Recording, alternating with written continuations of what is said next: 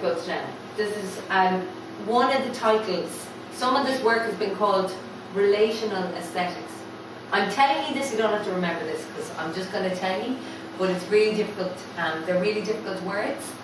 But when we think about, do you know what this word means? Relational. What kind of words might come out of that?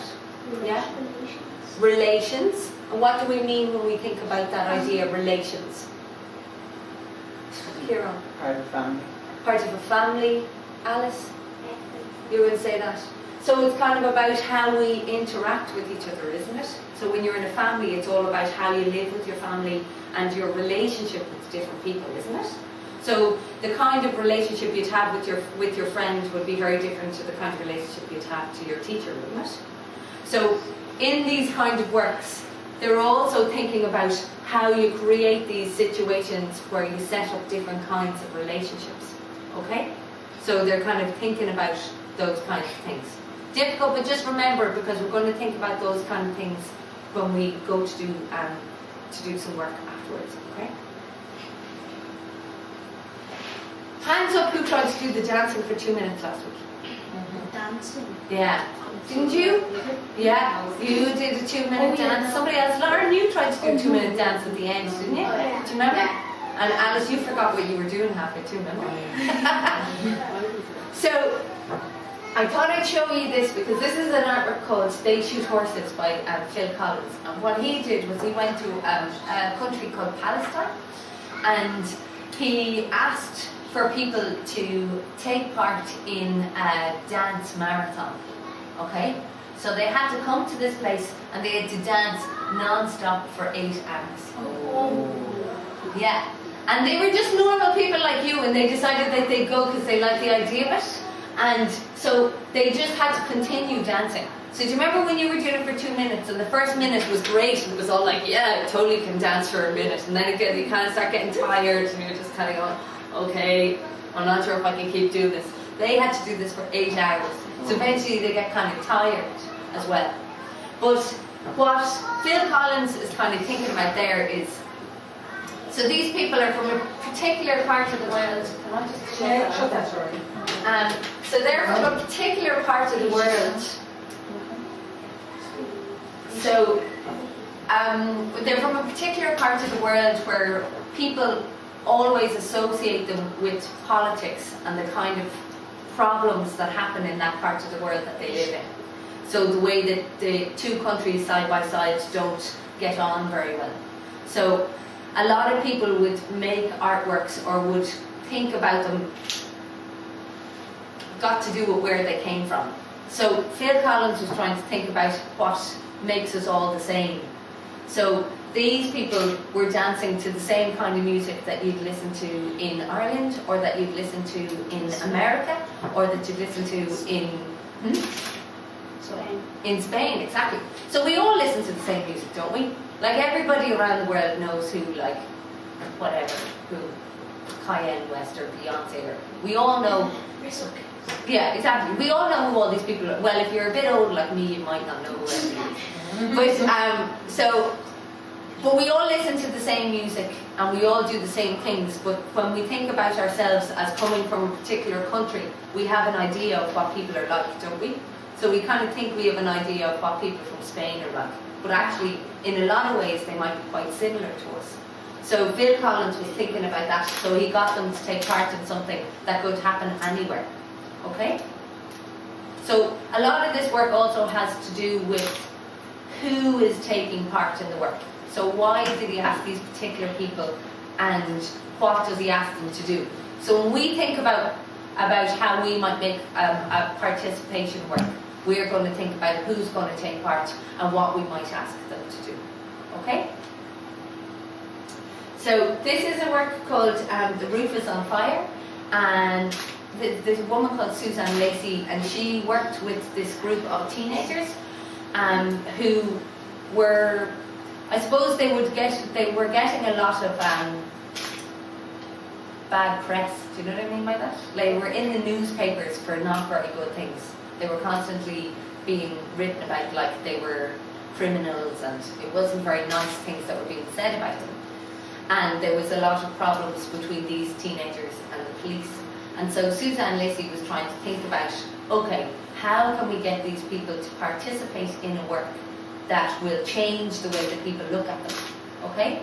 So what she did for this is they went up onto the roof of a building with all of these cars, and the teenagers sat in cars and talked amongst each other about their experience of living in this particular place and how they got on with the police and how they were represented in the newspapers and on television.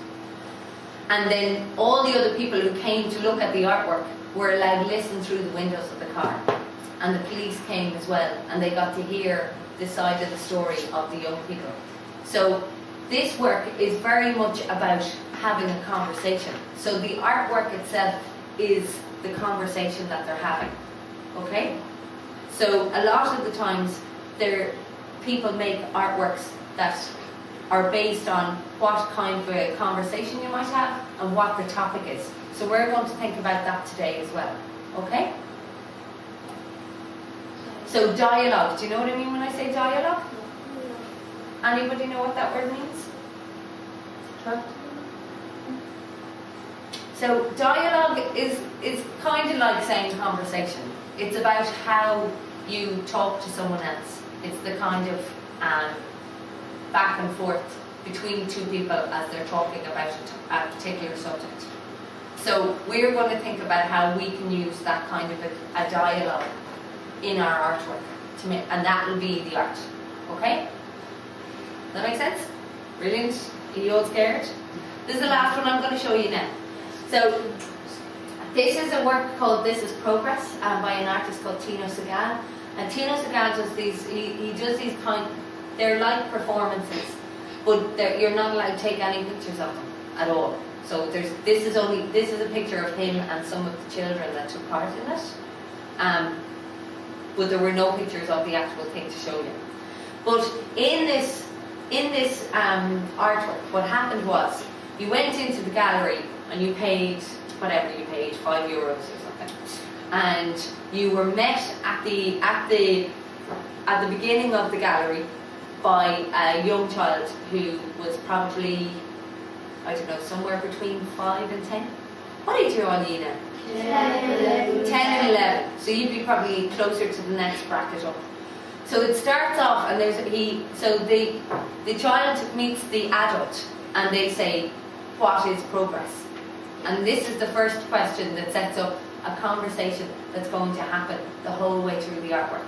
So they have a little chat about what the person thinks progress is, and then the younger child drops the adult off to someone who is between 10 and 20, let's say, and they continue a conversation. And then they then they go and they meet a person who's between 20 and 30. And then they go and they meet someone who's between 30 and 40. And all the time, the same conversation is being kept going. Do you understand? Mm-hmm. So this is all about, I suppose he's thinking, why do you think he used all these different ages of people? To see what their opinion is on progress. To see what their opinion on progress would be, yeah. Why else might he have used it?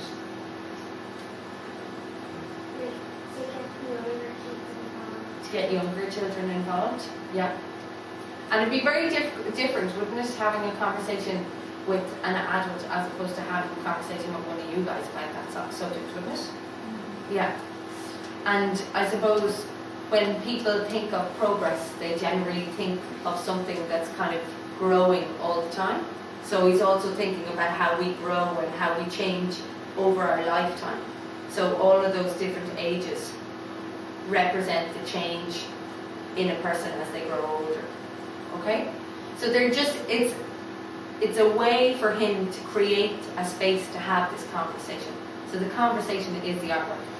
In the gallery there was nothing else on the walls. All the walls were just white, and they just walked through the gallery and had a conversation, and that was the artwork. What do you think about that?